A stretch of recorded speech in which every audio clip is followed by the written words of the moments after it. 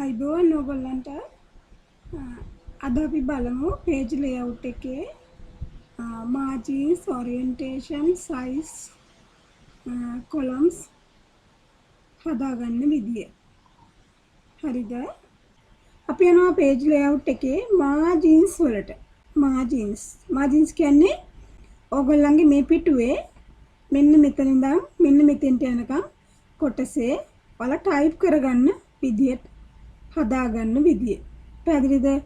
මේ මෙතනින් එකක් ඇරලා තියෙනවා, මෙතනින් එකක් ඇරලා තියෙනවා. ඒ කියන්නේ කොහොමද ඒ කරලා තියෙන්නේ? බලන්නකො මෙතන. normal කියලා අරගත්ත top bottom left right කියලා තියෙනවා page එකේ කොටස් හතරක්. එතකොට මේ හතරම අඟල් එක එක ඉඩ ඇරලා තියෙනවා කොටස් හතරෙම වටේට. පැහැදිලිද පුතේ? උඩින් අනිවාර්යෙන් ඉඩ අරින්න එපේ. වම් පැත්තෙනුත් වම් පැත්තෙනුත් අනිවාර්යෙන්ම ඉඩ අරින්න එපේ. ඒ ඇරලානේ අපි ටයිප් කරන්න ඕනේ. ඉඩ අරින්න ඕනේ. ඒ අරින්න ඕන කොටස් ටිකෙන් මේ විදියට ඉඩ ඇරලා හදාගන්න. එතකොට මේ එකක් අරන් තිබ්බොත් මේ විදියට ගන්නවා. කොහොමද අපි මේ වැඩේ කරන්නේ? page layout ගිහිල්ලා margins වලට යනවා. margins වලට ගිහිල්ලා අපි කරනවා මෙතනින් මෙන්න මෙතන තියෙනවා 0.5 ඇරලා තියෙනවා. 0.5 ඉඩ අයින් කරලා තියෙනවා. margins වලට වෙනවා අයින් කරලා තියෙනවා. මෙතන තියෙනවා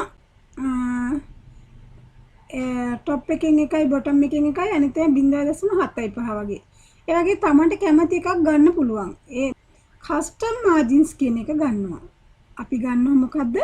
custom margins කියලා. custom margin එක අරගෙන top එකේ එකයි bottom එකේ එකයි left එකේ right එකේ ඔන්න ඔය විදිහට දා ගන්නවා එක එක. හරි නැත්නම් අපි මේ දෙක මාරු කරලා දාන්නත් පුළුවන්. 0.6ක් විතර අරිමු. හරිද? ඒ වගේ.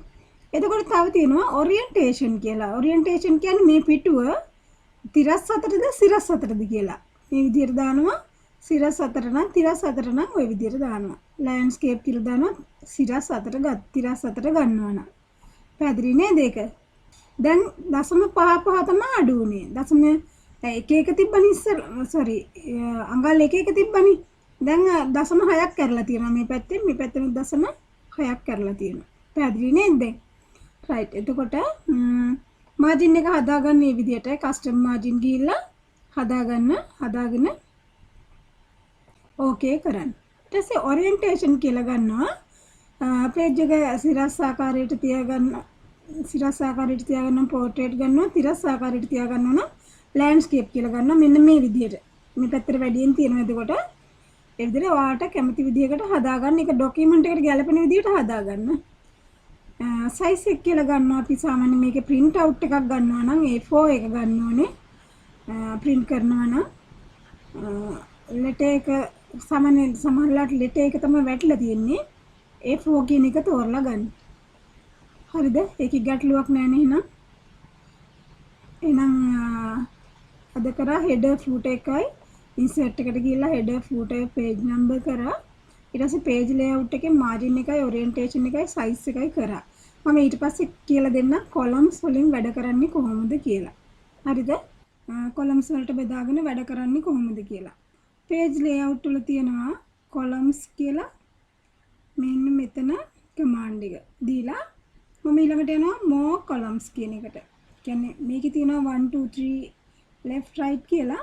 ඒ තියද්දි මම යනවා එතන more columns කියන එකට. එතකොට මේ වගේ window එකක් load වෙනවා.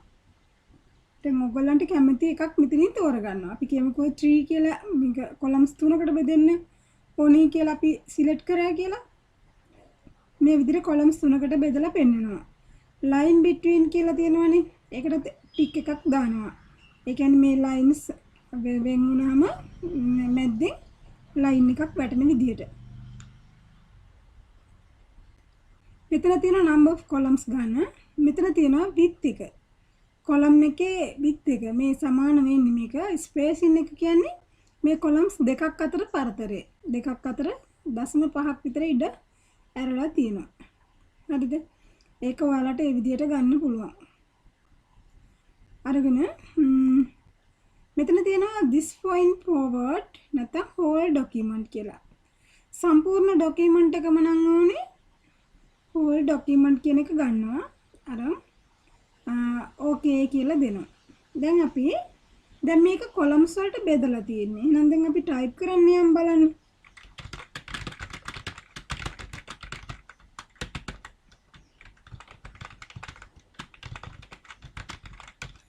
ඇයි මේ මගින් නතර වෙන්නේ? columns වලට බෙදලා තියෙන නිසා තමයි නතර වෙන්නේ. දැන් අපි මේක ගොඩක් type කරගෙන යන්න ඕනේ කියලා හිතමුකෝ. ඔය වගේ type කරගෙන ගිහලා අපි enter කරගෙන ගියා කියමුකෝ type කරගෙන යනවා කියලා. අන්න දැක්කද?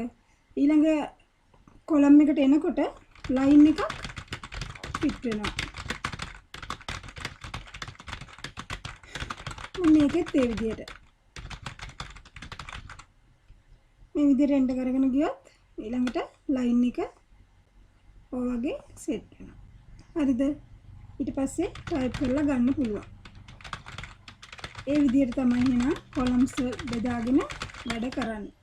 line between කියලා නොදී හිටියනම් line එකක් වැටෙන්නේ නැහැ. නැත්තම් line එක වැටෙන්නේ මේ විදිහට.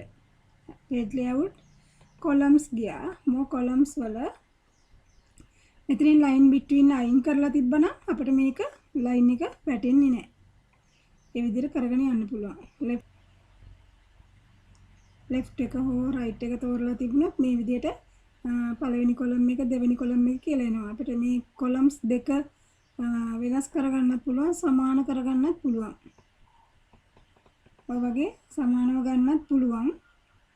ස්පේස් තියලා අපිට අවශ්‍ය විදිහට width එක වෙනස් කරගන්න පුළුවන්. line between අවශ්‍ය නැහැ කියලා හිතමු. columns දෙකකට කියලා තියෙනවා. ඊට පස්සේ okay කරලා දෙකකට බෙදා ගන්න. ඊළඟ කොටස් ටික අපි ඊළඟ පාඩම් වලදී ඉගෙන ගනිමු. මගේ channel එක subscribe කරන්න.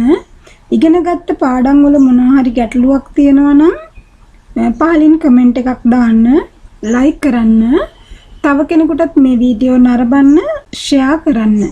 ඕගොල්ලන්ට ආයුබෝවන්.